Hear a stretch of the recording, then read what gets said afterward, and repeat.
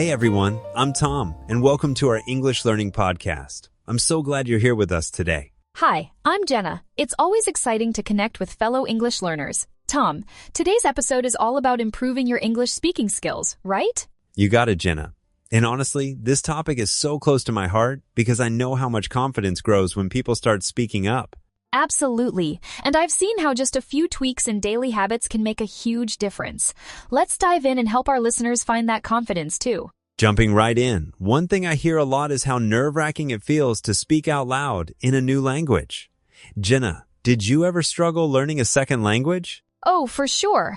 I remember freezing up in Spanish class, terrified of making mistakes.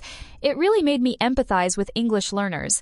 That fear of being judged is so real, isn't it? Seriously. And it's funny how once you realize everyone's too busy worrying about their own mistakes, it gets easier to relax a bit. Exactly. Mistakes are just part of the process.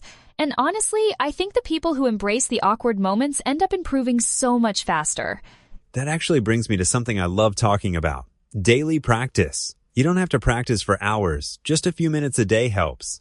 Jenna, how do you recommend squeezing in speaking practice? What works for me is weaving English into tiny moments like talking to myself while cooking or narrating what I see on a walk.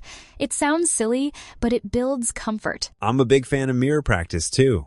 Looking yourself in the eye and saying something out loud, even if it's just your shopping list, really helps the words feel more natural. Plus, it's private, so there's zero pressure. The more you hear your own voice in English, the less intimidating it becomes to use it around others. After getting comfortable solo, the next big leap is chatting with real people. It can feel daunting, especially if you don't live in an English-speaking country. Any ideas, Jenna? I've actually met language buddies through apps and online forums. Even short video calls with someone across the globe can make a world of difference. And you know what's underrated? Joining online games or interest groups. It's easier to talk when you're focused on a shared hobby instead of just language practice. That's a great point. When you're enjoying yourself, you forget you're practicing suddenly. Words just flow. Funny you say that, because listening is half the conversation. Sometimes, learners focus so much on what they'll say next that they miss the other person's point. I totally get that. What's helped me in other languages is repeating back what I heard, even just a short phrase. It buys you time and keeps things natural. That's such a simple trick.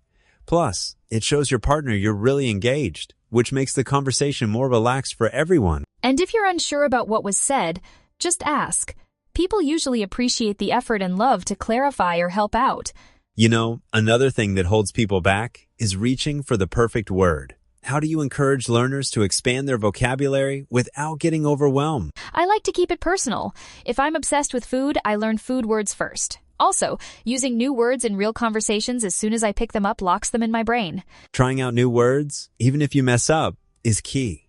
I remember stumbling over avocado in Spanish for weeks, but it stuck eventually. That's the magic turning mistakes into memories. And honestly, if you make it playful, you'll remember way more than just studying lists. Shifting gears, pronunciation trips up a lot of learners. Jenna, do you have a favorite hack for sounding more natural? What surprised me most is how much mimicking native speakers helps. Watching a show and pausing to repeat a line, even exaggerating it, trains your mouth to move differently. That's so true. I tell people to record themselves, then listen back. It's awkward at first, but you catch all sorts of tiny things to tweak. And don't be afraid to slow down. Rushing makes pronunciation tougher. It's totally fine to speak slowly and clearly as you build confidence. There's always that moment when progress feels super slow and it's tempting to give up. How do you coach people through the tough days? Honestly, I remind them that every speaker, no matter their language, hits plateaus. Celebrating even tiny wins, like nailing a tricky sound, helps keep motivation alive. I love that. I've also found that mixing up routines like switching from podcasts to movies or chatting with new partners can reignite your drive. Exactly. Sometimes even a 5-minute break and a laugh at your own mistakes is all you need to bounce back. While we're on the topic of mistakes, I think it's important to really embrace them.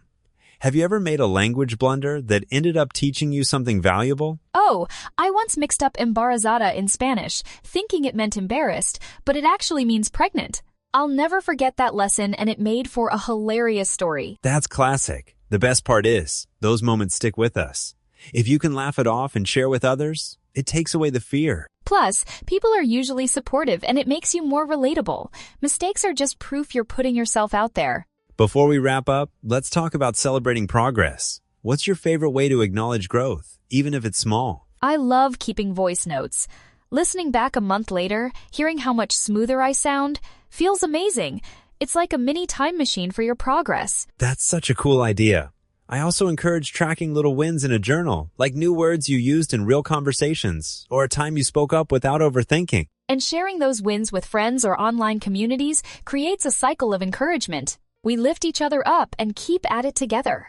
This has been such a fun conversation, Jenna. I hope our listeners are feeling inspired to go try out some of these tips today. Me too. Remember, everyone listening, your English journey is your own. Celebrate it, mistakes and all. And don't be shy about sharing your questions or stories with us. If you enjoyed this episode, we'd love it if you'd subscribe to our channel. We've got plenty more tips, stories, and real talk lined up just for you. Thanks for joining us. Keep practicing, stay brave, and we'll catch you next time on the English Learning Podcast. See you soon!